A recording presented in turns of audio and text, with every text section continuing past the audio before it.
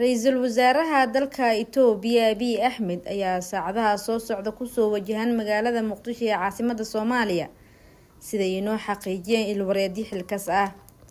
Wararka ayaa sheegaya in maalinta beri ah uu Abiy Ahmed soo gaari doono caasimadda dalka iyadoo haatan ay socoto qabanqaabada ku aadan soo dhaweyntiisa.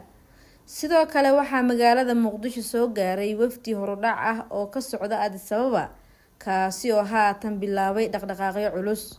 Abiy ayaa markuu yimaado kulmay la yeelan doono madaxda sarsare ee dowladda federaalka Soomaaliya gaar ahaan madaxweyne Xasan Sheekh Maxamuud iyagoo ay ka wada hadli doonaan arrimo xasaasi ah oo ku aadan xiriirka labada dal iyo heshiiska ay dhawaan gaareen.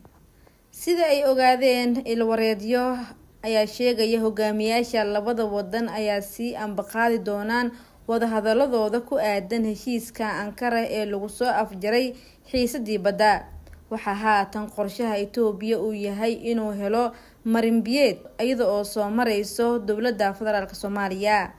Imaanshaha Ra'iisul Wasaaraha dalka Itoobiya Abiy Ahmed ee magaalada Muqdisho ayaa ku soo aadeyso iyada oo dhawaan 2 jeer oo madaxweyne Xasan Sheekh Maxamuud tagay magaalada Addis Ababa ee dalka Itoobiya halkaasi oo ay labada mas'uul ay ku yeesheen wada hadallo lagu dhameystiray heshiiskii Ankara.